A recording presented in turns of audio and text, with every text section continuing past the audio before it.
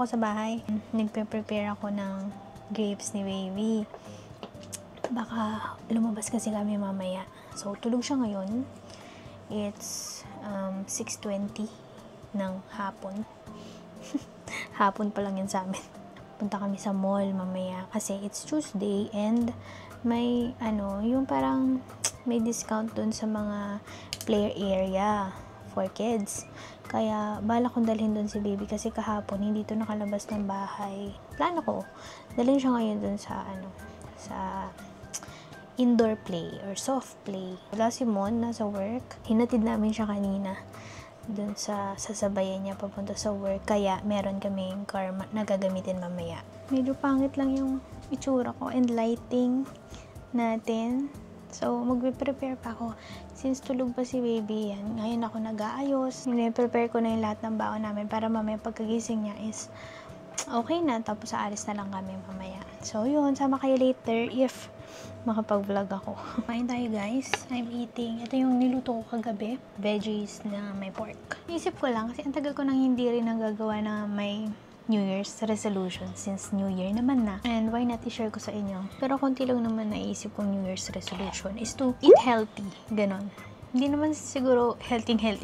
Pero alam mo yun, simula nung naging mother ako. Tapos nagpapa-breastfeed pa ako. Gutom talaga ako, guys. Like kung sinasabi yan, guys, gutom talaga ako. And as a first time mom, hindi ko naman talaga inakala na magugutom ako ng ganito. Parang feeling, guys, na hindi ka nabubusog. Ganon yung feeling. Kahit ano, guys, kinakain ko. So, kahit unhealthy foods, kinakain ko, guys. Yun yung isa sa mga naisip ko na kailangan kong baguhin. Since more than 1 na nga si baby or 1.5 na nga si baby, kailangan ko rin naman i-take care yung sarili ko. Noong mga nakaraang months, ang hilig ko talaga, guys, is noodles. Kinakain ko yon pag tulog na si baby. Ito, minsan natutulog na ng madaling araw or 12, ganyan. Pag natulog na siya, dun lang ako makakakain ng noodles.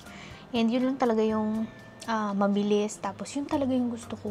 Then, kakain pa rin ako ng noodles, pero hindi na siya lagi or hindi na siya araw-araw. And pipiliin ko dapat yung time kung kailan ko siya kakainin kasi para din yun sa akin. Kaya ngayon naka ko veggie. Pero pork. Siguro less chips. Actually, hindi ko kaya na walang chips. Talagang maka-chips ako. Ayan. So, kailangan may chips. Parang may kulang sa araw ko pag walang chips. So, although hindi naman siya araw-araw, pero pag naghanap ako, kailangan gusto ko, minsan na meron, ganyan. So, hindi ko alam kung anong, siguro nuts, pwedeng alternative. Pero, sana mabawasan ko yung chips. New Year's resolution. Hindi sa, lagi akong happy. Kailangan kong pilitin, maging happy, ganyan. Although kahit minsan, parang nakaka-down, pero, dapat gumawa ako ng paraan para maging happy. Hindi para sa akin kahit hindi para sa akin, para kay baby. Kasi pag happy ako, naapektuhan na si baby, nagiging masaya siya.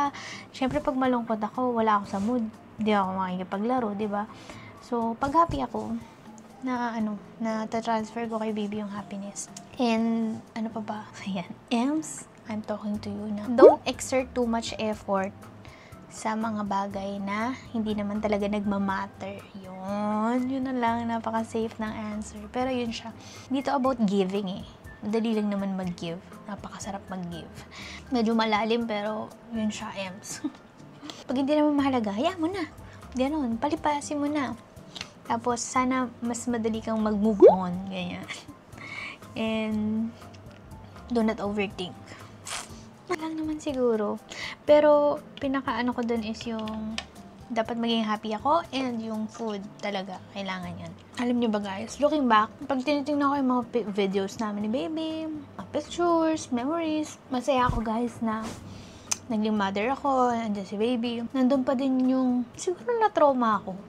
Hindi ko alam na ganito pala kahirap maging mother. So, lalo na pag long distance kayo ng partner mo or wala kang katulong. Super hirap ng pinagdaanan ko. Kaya, parang parang naluluha pa din ako na thank you Lord kasi lahat ng mga napagdaanan ko, lahat yun na lampasan ko. Thank you Lord talaga. And thank you rin sa mga tao na tumulong sa akin talaga na napalaki si baby. And as a mom, yung yung mental health talaga, yung postpartum, ang hirap pala nun. Ang hirap, guys. Pati emotions mo affected, mental health mo, nakakabalik.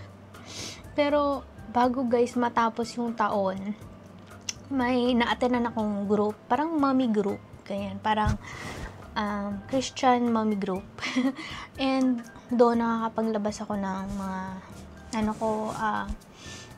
feelings ko, tapos, may nare-receive din ako mga word of God.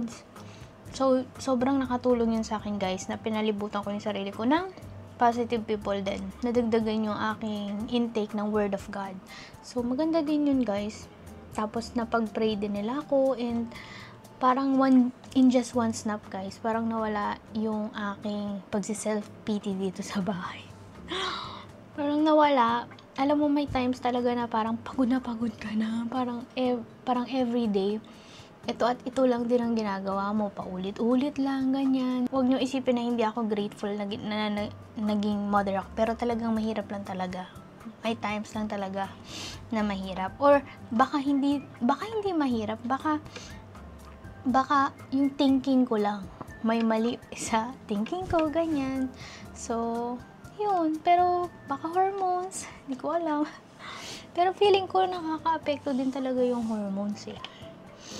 Kasi minsan wala namang nangyayari sa'yo, wala naman nangaaway sa'yo, hindi naman ako inaaway naman, pero bigla ka na lang malungkot, bigla ka na lang iiyak, gano'n. Pero, bago matapos yung taon, as in, napakasarap sa pakiramdam na bigla na wala lahat. And may times na nakakapagod, pero hindi ka malungkot, gano'n.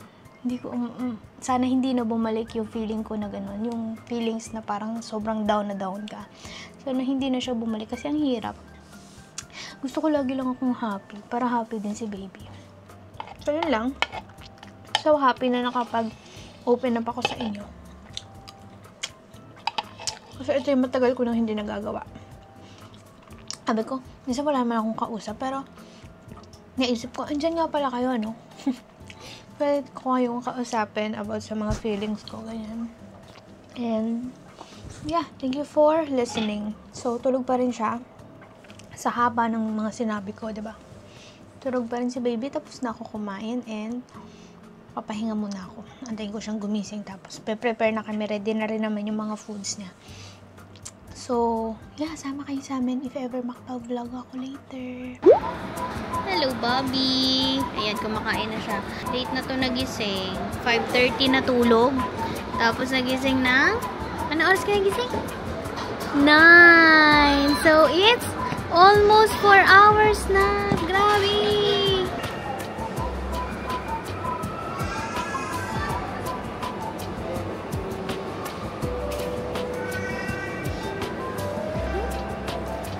Drink ko. Let's go and play.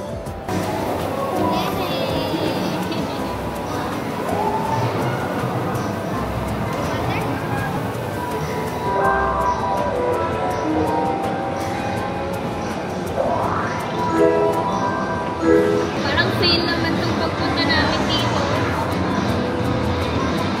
Kasi magsasara na guys. Hindi na kami pinapasok sa soft play. Sasara na. So, na 10 pa lang naman, 10:08. So, after 15 minutes, magto-close na din daw sila kaya hindi na kami pinapasok. Yeah, dito na lang kami maglalaro ng mga water. Play with mommy.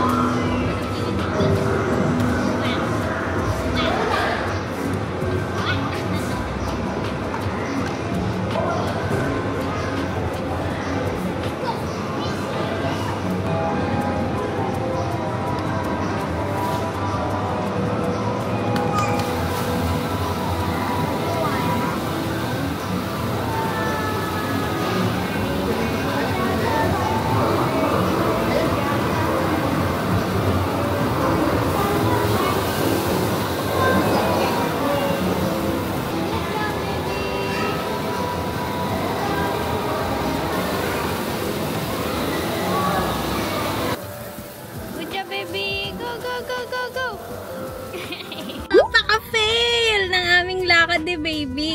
Dahil to sa long nap niya eh.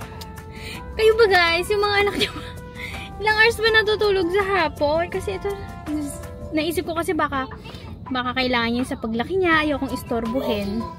Tsaka nakakahiyang gisingin din. Ang sarap-sarap talaga ng tulog niya. Context lang, nagigising to ng mga 12 or 1 p.m. Ganong oras pa lang magsa-start yung araw namin. Tapos, nag-nap siya ng 5:30. Maaga-aga na yun guys, 5:30 p.m. So, happy naman ako. Kaso, sobrang haba ng tulog niya. Parang ang sarap-sarap talaga. Tapos, nagising siya mga 9:15 p.m. So, yun, nun oras na yun, nun pa lang kami nakapag umalis kami. Pagdating ko dito guys, sabi ko bakit nagsasara na yung mga yung mga stall, yung mga store. Yung pala hanggang 11 lang. Tapos hindi na kami pinapasok sa soft play or dun sa ball pit kasi in 15 minutes magsasara na din sila. Napabili lang ako ng milk tea and then nag-grocery. Nag-grocery ako guys. Yeah, sayang. Hindi nakapag-play si baby kasi yun naman talaga yung reason kung bakit kami lumabas para makapag-play siya. Pero hindi natuloy. So baka sa bahay na lang siya maglaro. So uwi na kami guys. It's 10:46, mag-11 p.m. na. See you later guys!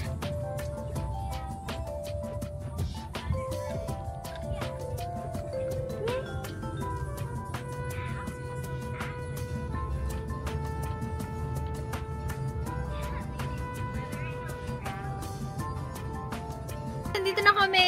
Nakarating kami sa bahay. Wala naman masyadong kotse sa paligid. So, ayan. Kumakain si baby ng ng cookies. Ang happy ako na nakayanan ko yung mga nangyari today. Kahit super bilis lang, 2 hours. 2 hours nagawa natin yung lahat. Pero, yeah, dito na ulit tayo sa bahay and for sure madami pang energy to si baby kaya mag-spend na lang tayo ng time sa kanya. Kalat natin. We're home!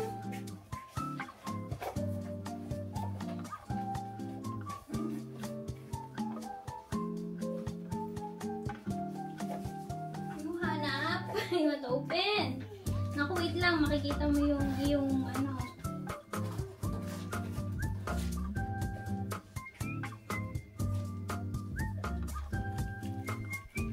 bahay na.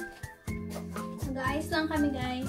Alam nyo ba, guys? Libre lang to sa chat time. Kung gusto nyo din makalibre, guys, ng drink, meron silang promo ngayon. Basta magpo-post ka lang sa kanilang Instagram. So, para sumali guys, isi-share mo lang yung picture. Kunyari, o-order ka doon. Yung picture nang binili mo is ipo-post mo lang guys sa Instagram story.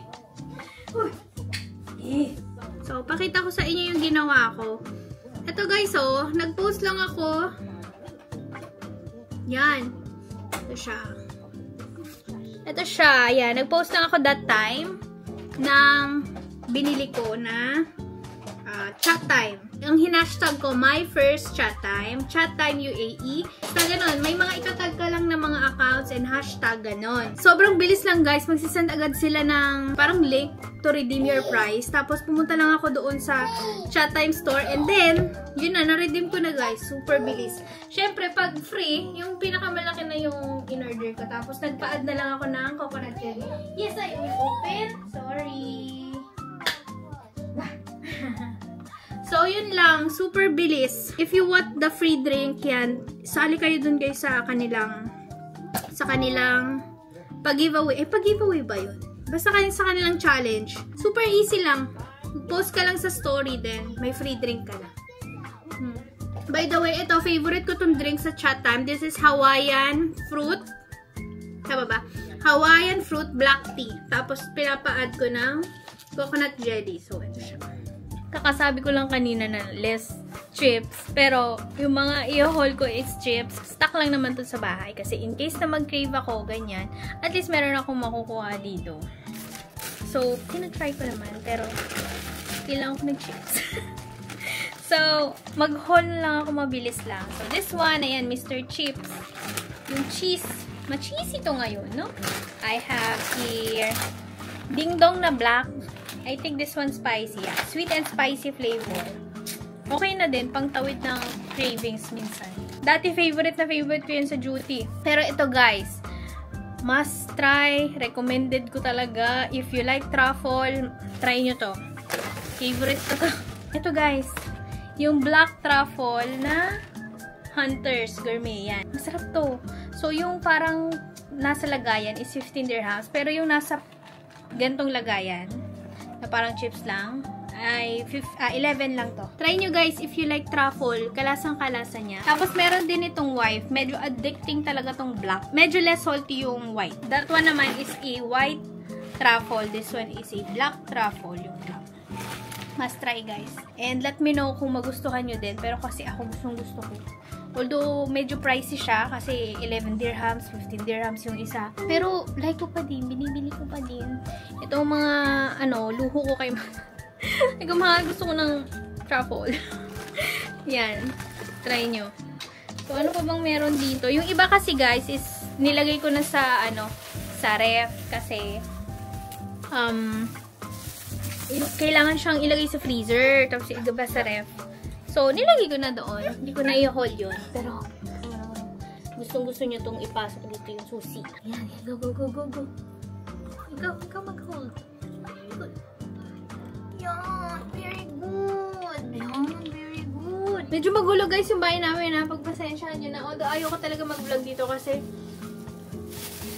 maliit lang naman space namin. And makikita nyo dito yung mga undergarments kasi andito yung aming sampayan. Ganyan. So, damit, may mga ganyan, pero ganun talaga eh.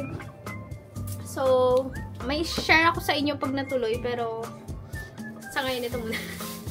Tapos, meron din akong sibuyas and patatas. Stock lang dito. Tapos, last is, I need to buy some tomato sauce. Yan. Kailangan ko yung tomato sauce. Hindi pinaplano kong gawin eh, pero hindi ko pa alam kung kailan ko siya magawa kasi may mga ulam pa kami. That's it. Yun ang ating quick haul. Next time mag-haul-haul nga ako ulit. Kasi, love ko kayo. And, ano pa ba nandito? Ay, must try din to guys if you're into noodles. Hindi ko na siya masyadong, di ba sabi ko nga, less ko na yung, yung noodles. Pero, ito kasi guys, tinitira ko dito. Matagal na. Matagal na din. Bye-bye. So, ito. If you like ramen, guys, try nyo nga to. It's a Nissin Kyushu black flavor. Yan. Rich, creamy broth with roasted garlic. Masarap to. Nissin ramen. Yan o. Try nyo, guys. Tapos, mas masarap to kung meron kayong sesame na, ano yun? Roasted. Ano nga yung seaweeds? Yan. Kung meron kayong seaweeds, masarap to. Totoo nga din naman kasi ang creamy, guys, yung kanyang, sabaw. Must try. So, in case mag-crave ako ng ramen, nandyan lang siya. Last na yun eh. Last one na yun. Saan ko ba yung nakita? Nakita ko yun sa Carrefour. Nag-sale kasi siya, guys. So, sabi ko, makatry nga ng iba naman. So, yun. Perfect yun. Sarap. Naglilinis lang ako kasi, yung mga, dami ko naiwan simula kanina nang umalis kami. Pati mga leftover food. Dito pa, di ba nagluto ako kagabi? Time check. It's 4:05 AM. So, si baby ay nakatulog na 3:30 AM. So, 30 minutes pa lang nakakalipas. For sure, deep sleep pa siya. So, ako ay, wala na akong magagawa. Usually kasi, ang tulog niya nga ay mga alauna, ganyan. Pero, hindi uli nangyari. So, yung me time ko, minsan sasagasaan. Kasi minsan, pag nakatulog si baby, tsaka lang ako mag-me time. Pero ngayon parang naantok na ako eh. Pero mag-ayos-ayos muna ako, guys. Kaya, mag-throwback muna tayo. Kasi I have few clips na lang na naiwan. And, yeah, share ko sa inyo yung ibang nangyari sa aming buhay-buhay nitong January. And, yeah, mag-aayos muna ako tapos babalikan ko kayo. So, ito muna yung mga few clips na hindi ko pa napopost dito sa aking vlog. Dito kami guys sa Salvis, dito sa Al Ghurair Mall. And, natry namin to yung bilog nila. Bread na may ice cream sa loob. Ay, mainit nga. Mainit na malamig. Ayan. Zoom natin. Kasi yung burger mo. Yummy. How was it? Stop? Ice cream sa tinapay. Ice cream sa tinapay? Parang sa Pinas. Dala yung box. Parang masarap yung ice cream. Masarap yung ice cream. Nasa halo-halo. Yung kanina. By the way, kanina pa kami dito. Kumain na kami ng halo-halo, ng pansit palabok, ng sushi. Tingin niya yan. Ni baby. Ano na ngayon eh? 10 PM na. Kanina pa kami dito.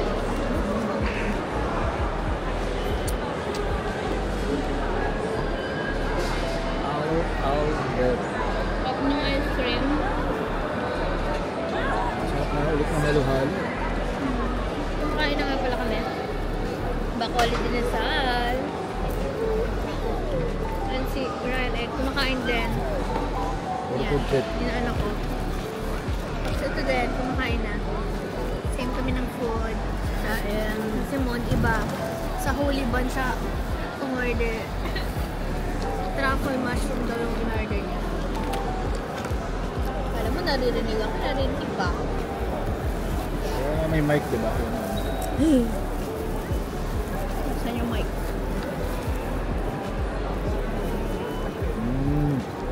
Ay, truffle na. Vlogger. Abi!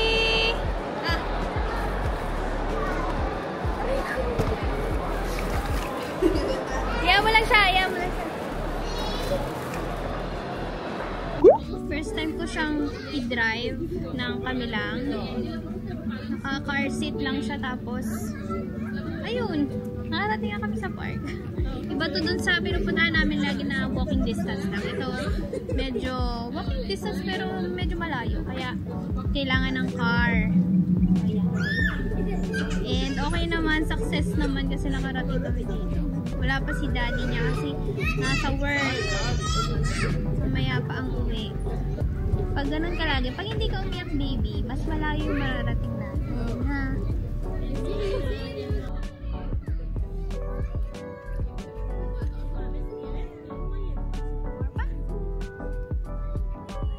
So ayan, tapos na kami mag-park. Tumayata ako, no? Ba ako nagpasko eh, tsaka New Year. Ayan, nakaupo na ulit si baby doon. Pinanood ko na lang para hindi siya umiyak. Malapit lang naman kami dito. So, let's go! I'm so happy kasi nakaalis kami ni baby. Na kami lang using this car, di ba? Nakatawa lang. Are you okay? Say hi! Uwi na kami. Bye!